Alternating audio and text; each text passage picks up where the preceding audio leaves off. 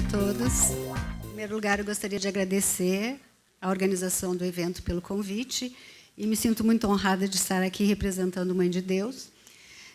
Numa situação muito peculiar, faz exatamente um mês que eu assumi esse cargo, na verdade, reassumi esse cargo, porque eu já fui gerente de qualidade do Mãe de Deus há 7 anos atrás. Eu saí, fui para Belo Horizonte, depois conheci o Sérgio Bersan, que vai estar à tarde conversando com vocês aqui. E há um mês atrás recebi o convite de voltar e reassumir o cargo de gerente de qualidade e segurança do hospital. E já havia sido combinado que alguém do Mãe de Deus viria aqui apresentar esses dados, apresentar a nossa experiência. E, de alguma forma, eu estou retomando a minha própria experiência, minha própria caminhada com o desenvolvimento desse processo de adoção de indicadores de qualidade naquela instituição, que me é muito caro. Então, foi uma forma de eu retomar um pouco da história, que é o que eu vou apresentar para vocês aqui hoje. Então, primeiro, gostaria de apresentar um pouquinho do hospital. O Hospital Mãe de Deus foi fundado em 1979, é um hospital de grande porte e de alta complexidade, com emergência, centro obstétrico, bloco cirúrgico, atende oncologia, tem um centro de diálise, tem 7 andares de unidades de internação, tem centro de diagnóstico e imagem, tem CTI adulto com 44 leitos, que agora vai aumentar para 50 leitos, uma UTI neonatal, maternidade, serviço de hemodinâmica, laboratório, hospital-dia, banco de sangue.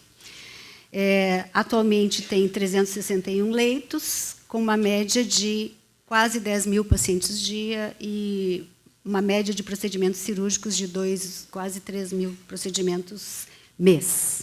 Luiz Felipe, que é o meu diretor, disse assim: Laura, tu vai começar falando de qualidade, eu acho que, no mínimo, tem que levar uma definição de qualidade ou a definição de qualidade com a qual a gente mais se identifica. E eu gosto muito dessa definição, que nem é nova, é do Institute of Medicine de 97, mas eu acho que ela realmente define bem o que a gente pensa sobre qualidade. Que qualidade é o grau com que os serviços de saúde, para indivíduos ou populações, aumentam a probabilidade dos desfechos de saúde desejados, que é o que hoje a gente chama de valor, né?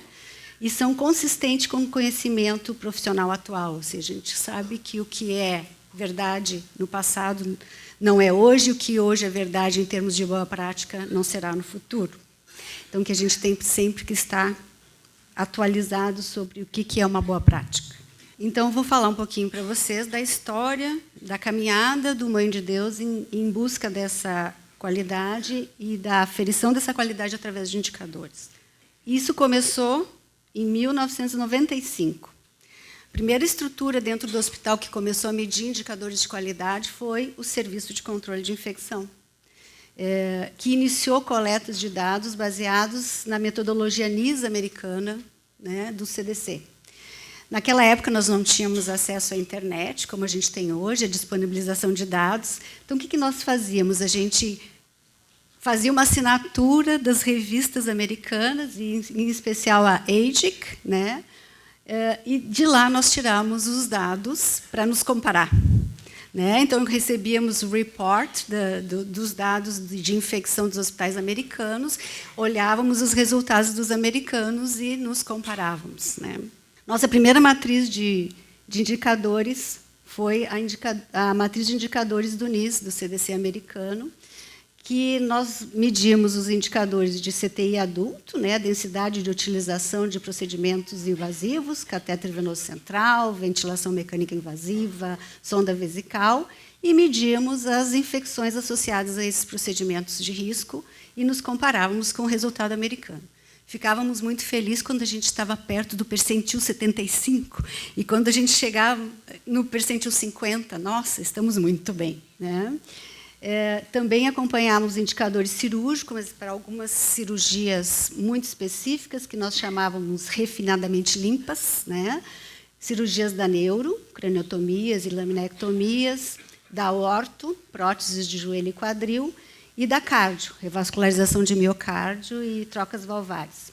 Nós fazíamos questão de estratificar essas cirurgias pelo índice de risco de infecção cirúrgica, também do CDC, o IRIC. Né? Também acompanhávamos indicadores de CTI neonatal, densidade de utilização de catéter venoso central, que, na verdade, eram catéteres umbilicais, e, naquela época, nós tínhamos flebotomias, não é o pique como a gente tem hoje, né? Então, o risco de infecção era muito maior. Densidade de utilização de ventilação mecânica também nesses bebês e as infecções associadas. E aqui também a gente fazia estratificação pelos estratos de peso do NIS também dos bebês, né, dos recém-nascidos. Também acompanhávamos, naquela época, o perfil de resistência das bactérias, né, que nós conseguíamos isolar, dificuldade no isolamento de germes, pelas dificuldades dos laboratórios, né, e também acompanhávamos a densidade de utilização, o DDD, de antimicrobianos selecionados, considerando a casuística, né, de germes que nós tínhamos. Então, essa aqui foi a primeira matriz de indicadores de segurança que o hospital adotou. Isso já lá em 1995. Como é que nós reportávamos isso? Era tudo feito busca ativa, nós tínhamos enfermeiros e estagiários de enfermagem que iam nas unidades coletar os dados. Nós não tínhamos um sistema específico, era tudo lá marcando pauzinho e fazendo tabelinhas e usando o Excel e o Word e tal, né, para reportar os dados. E aí eu consegui, com o serviço de controle de infecção que está lá agora, procurem aí alguma coisa, o mais antigo que vocês conseguirem achar de registro, né, desses dados. E a gente conseguiu lá, inclusive está meu nome lá, enfermeira Laura, isso aqui é de 1999, eu reportando para o Dr. Ruffini, que era o nosso consultor de qualidade na época, que nós estávamos entrando num sistema que eu vou falar para vocês aí, chamado CIPAGE, do Programa de Produtividade e Qualidade do Rio Grande do Sul, que tinha um comitê setorial da saúde, e nós tínhamos que mandar alguns dados do controle de infecção para esse sistema. E isso aqui foram dados de novembro e dezembro de 99, isso aqui foi um arquivo em Word que a gente conseguiu resgatar lá, onde a gente reportava os dados de infecção relacionada aos acessos vasculares, né?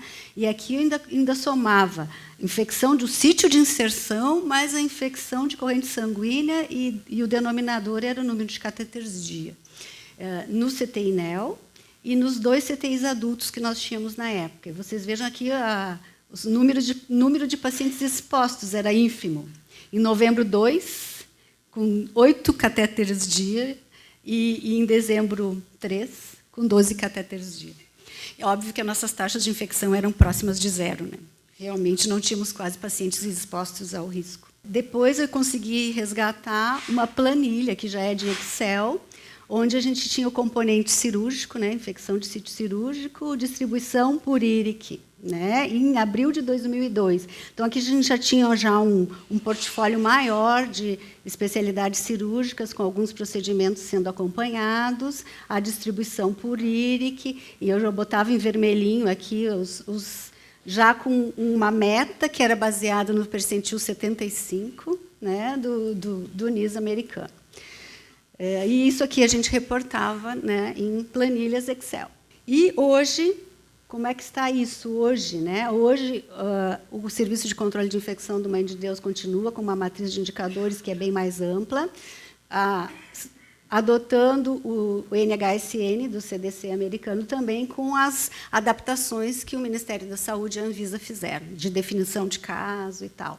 Mas o portfólio de áreas acompanhadas e o número de indicadores aumentou muito. Hoje são 54 indicadores só de controle de infecção. Continuamos acompanhando indicadores de bloco cirúrgico, CTI neonatal, CTI adulto, mas incorporamos hemodiálise, a unidade de cuidados especiais, que é uma unidade de pacientes intermediários, o centro obstétrico e os pacientes oncológicos. Então, como eu falei para vocês, lá em 98, o Mãe de Deus ingressou no Programa Gaúcho de Qualidade e Produtividade, e era um dos 5 hospitais gestores do Comitê Setorial da Saúde, e, junto com a Universidade do Rio dos Sinos, a Unicinos, montaram um sistema chamado Projeto CIPAGE, que era um sistema estruturado para avaliação periódica e permanente do desempenho dos hospitais através da coleta e tratamento de um conjunto de indicadores utilizados para fins de comparação de desempenho. Eu fiz questão de grifar isso aqui, porque qual era a intenção desse projeto? Que os hospitais pudessem coletar dados de uma forma padronizada e poderem fazer comparações entre si, né? E desempenho de gestão da qualidade assistencial e administrativa. O PGQP dava prêmios, e no ano de 98 e de 99, o Mãe de Deus foi premiado com os prêmios bronze e prata nesse projeto. Nós ficamos no CIPAGE até 2004. A matriz de indicadores do CIPAGE era de 17 indicadores, divididos em algumas dimensões, né, da qualidade. Qualidade de clientes, recursos humanos, assistência, que era o maior número de indicadores, e de desempenho. Clientes era satisfação, e faziam uma diferença entre satisfação de pacientes particulares e de SUS, né? Esse projeto do CIPAGE ele chegou a incorporar mais de 160 hospitais em todo o estado do Rio Grande do Sul. Então, e haviam muitos hospitais de SUS, né? Então, eles tinham a percepção, ou imaginavam, que o grau de satisfação ou de insatisfação do cliente de SUS era diferente do cliente privado, e mediam separadamente. Recursos humanos, os clássicos, né? Rotatividade, absenteísmo, acidente de trabalho, homem-hora treinamento. E de assistência tínhamos tempo médio de permanência geral, na obstetrícia e na pediatria, assim como a mortalidade geral na obstetrícia e na pediatria. Me chamou a atenção que isso lá, né, nos anos 90, ou seja, no século passado, a gente já se preocupava com a taxa de cesarianas, e continuamos nos preocupando até hoje. O índice de infecção de corrente sanguínea associado a catéter venoso central no CTI. Infecção hospitalar, o título era infecção hospitalar, mas, na verdade, era infecção hospitalar de sítio cirúrgico em cirurgia limpa. E de desempenho, taxa de ocupação de leitos, que eu acho bastante interessante, que eu acho que é um indicador que a gente tem que acompanhar. E tinha um número, margem líquida. Aquele número assim, que é o número que fecha, né, tudo. O hospital está bem ou está mal? Está no vermelho ou não está no vermelho? Né? Então, essa era a matriz do CIPAGE, lá no final dos anos 90, e que nós ficamos acompanhando esses indicadores até início dos anos 2000. Depois, em 2004, o hospital ingressou na ANAP, na Associação Nacional dos Hospitais Privados, e, então, passou a fazer parte do chamado Projeto SINHA e do projeto Melhores Práticas Assistenciais da ANAP. Esse projeto também tinha objetivos de criar um sistema de indicadores que eram processados trimestralmente. E aí achei interessante, a respeito de que a gente está conversando aqui sobre transparência, fizeram questão de frisar que era um sistema com absoluto sigilo das informações coletadas. Assim, essa questão cultural do medo, né, de expor os nossos resultados. Mas visava estimular e capacitar os hospitais para a utilização de indicadores padronizados como ferramenta gerencial e desenvolver referências adequadas, visando a execução de análises comparativas. Então, aqui volta de novo a ideia da análise comparativa, de se poder comparar e de comparar com pares, né? De comparar com hospitais mais ou menos com a mesma estrutura que os hospitais, que era o nosso hospital, por exemplo. Mas essa questão do sigilo, né, sendo frisado como muito importante e como uma forma de atrair os hospitais para o projeto. Os indicadores da ANAP, do SINHA, eles são publicados anualmente numa revista muito bacana chamada Observatório ANAP. Atualmente, a matriz de indicadores do Observatório ANAP tem 38 indicadores de gestão de pessoas, tem 15 indicadores de sustentabilidade, 40 indicadores econômico-financeiros e 81 indicadores assistenciais. Em relação à nossa caminhada pela acreditação e pela qualidade, em 2000, o hospital começou a se preparar para a certificação pela Organização Nacional da Acreditação. E, em 2002, nós fomos acreditados no nível 1, 2004, nível 2 e 2006, nível 3.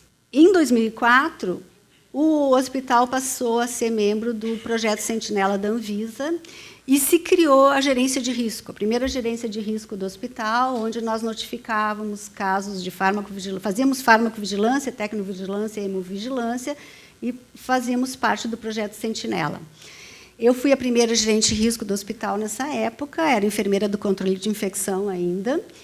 E aí, a partir desse projeto e dessa introdução à gestão de risco, em 2006, foi criado, então, o Serviço de Epidemiologia e Gestão de Risco, o SEGER, e eu fui a primeira gerente de risco do hospital e que fui a primeira gestora desse serviço, lá em 2006. E aí começou a nossa caminhada em relação à segurança do paciente, né? Então, ampliando um pouco os horizontes do evento adverso infeccioso e começar a nos ater que existem outros tipos de eventos adversos acontecendo dentro dos hospitais. Em 2006, então, a partir da publicação do Errar é Humano e das primeiras campanhas do IHI, né, de segurança de paciente, nós criamos uma matriz de indicadores, que nós chamamos Matriz de Indicadores do IHI, baseada nas duas primeiras campanhas do IHI, que foi a das 100 mil vidas e depois das 5 milhões de vidas, 2004 e 2006, onde nós definimos indicadores para responder aos processos de implantação do time de resposta rápida, atendimento do infarto, prevenção de eventos adversos relacionados a medicamentos, e era um indicador de reconciliação, e prevenção de infecção de corrente sanguínea, mais fortemente na implantação do pacote preventivo, prevenção de infecção de sítio cirúrgico focado no uso adequado de antibiótico, eram 13 indicadores, né? A droga adequada, no momento adequado, pelo tempo adequado, e a implantação do pacote de prevenção de pneumonia associada à ventilação mecânica. Essa foi a nossa primeira matriz de segurança. Em 2008, o hospital começou a sua busca pela acreditação internacional pela Joint Commission, e foi uma busca que levou bastante tempo, de 2008 até 2012, quando nós realmente conseguimos ser acreditados, e em 2015 fomos recertificados.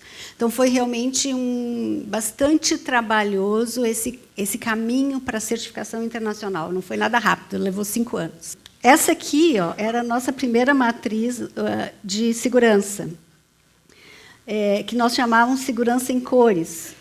Eram os indicadores baseados naqueles processos lá do IHI, né, das campanhas do IHI. E aqui, nossa caminhada, né, os resultados até 2011.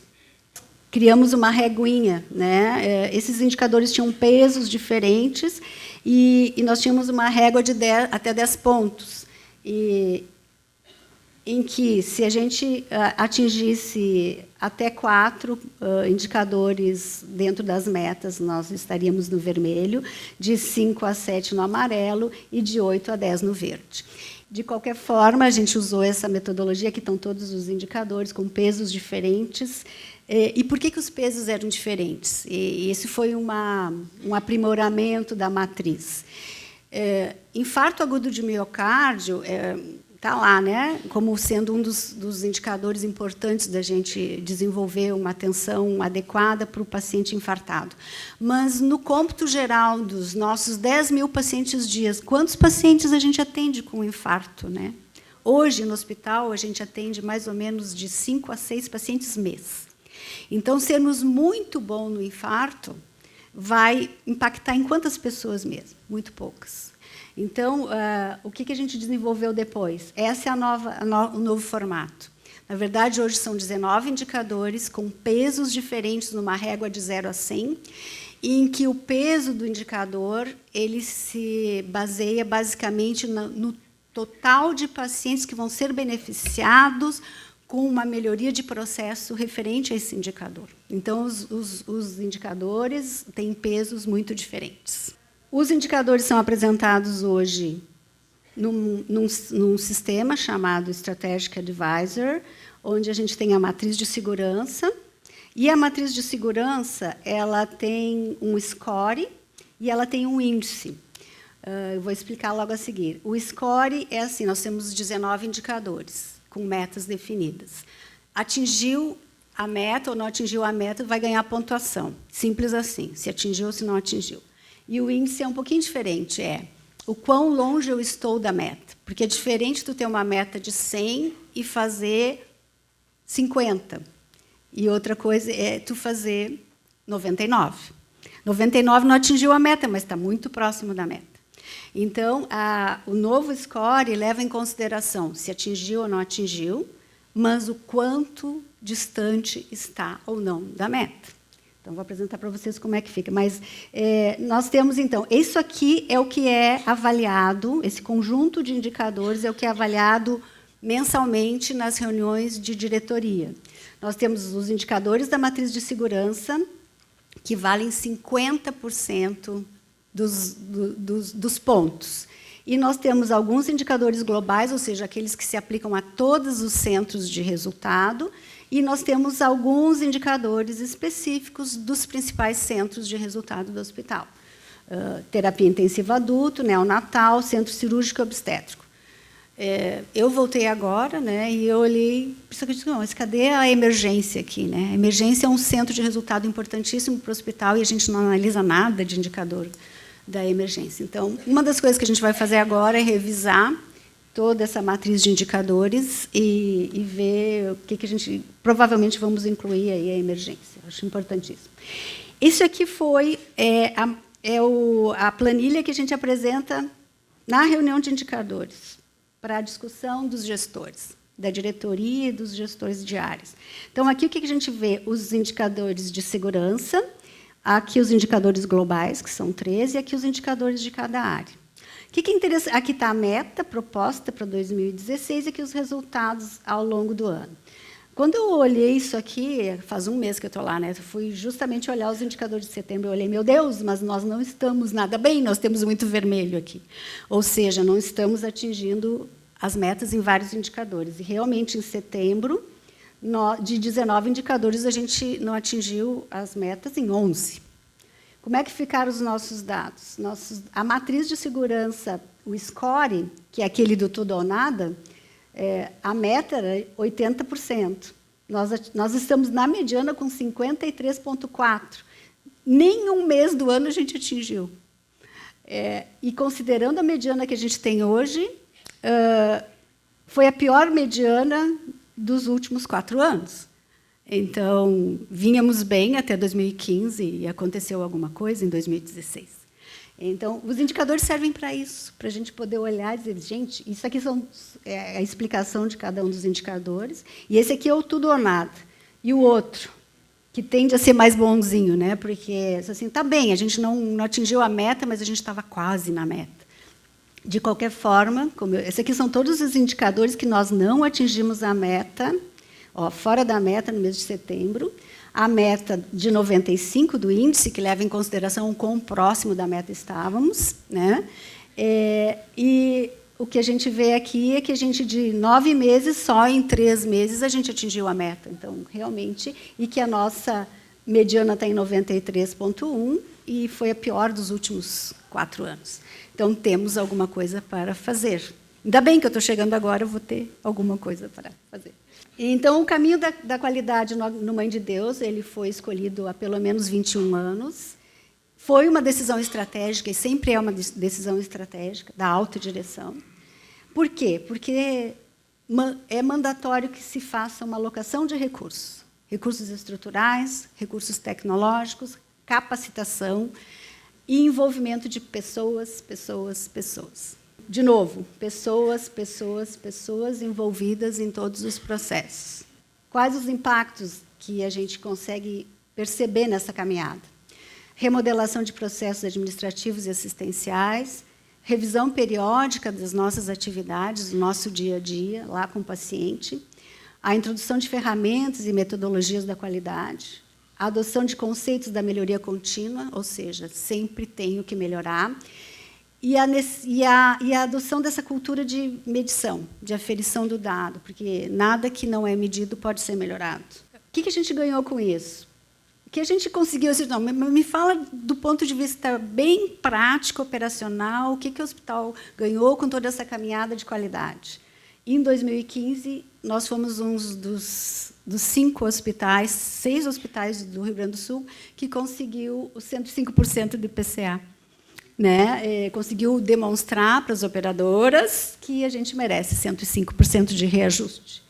E, em termos de segurança, não por acaso, onde a gente tem mais consistência em reportar melhorias consistentes é em controle de infecção. A gente conseguiu uma racionalização dos antibióticos com a redução de DDD para vancomicina e meropenem consistente nos últimos anos e a incidência de alguns micro-organismos resistentes que caiu consistentemente, especialmente o Marsa. O Marsa simplesmente sumiu. Há 7 anos atrás, quando eu era enfermeira lá, nós tínhamos ainda bastante infecção por estáfilo meticilino resistente, e eu voltei 7 anos depois, sumiu o Marsa, não existe mais o Marsa. Claro que ele foi substituído por gram-negativo, né? O Acinetobacter e a KPC são os germes que estão causando infecção nos pacientes lá, mas o Marsa, até porque teve uma atuação bastante importante do controle de infecção, sumiu. Os desafios são muitos ainda, né? Qualificação dos processos das áreas de apoio, isso foi uma solicitação direta do meu diretor.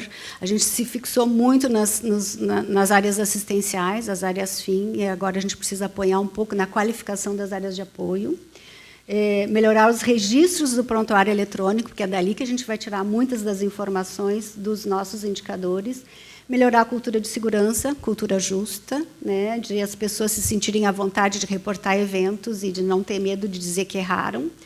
Aumentar a transparência quando de falhas assistenciais e o disclosure, né, isso que é o que a gente tem conversado aqui. Aumentar o engajamento do paciente e da família no controle dos processos assistenciais e do corpo clínico. E o DRG vai funcionar muito nessa questão da meritocracia, já está sendo trabalhado isso lá com o nosso corpo clínico. E eu acho que a gente tem que dar uma racionalizada no número de indicadores. Eu acho que, se a gente começa a ter muito indicador, depois a gente se perde um pouco, né? Aquela metodologia dos pesos a gente vai revisar. E as próximas iniciativas de melhoria da qualidade são a adoção, já começamos com o projeto piloto da metodologia Lean no faturamento, que se pretende melhorar a padronização e melhorar a eficiência dos processos de uma maneira geral. A eficiência clínica, através do DRG, centralidade no paciente na adoção da metodologia do Plane Tree. Agora, no final do mês, estaremos sendo visitados pelos avaliadores internacionais para sermos recomendados. E medir desfechos clínicos com foco em valor pela metodologia do ICON, que é um projeto da ANAP. Então, esses são os nossos próximos passos nessa nossa caminhada da qualidade. Então, para terminar, gostaria de dizer uma frase que eu gosto demais, que é: somos o que repetidamente fazemos. A excelência, portanto, não é um feito, mas um hábito. Muito obrigada.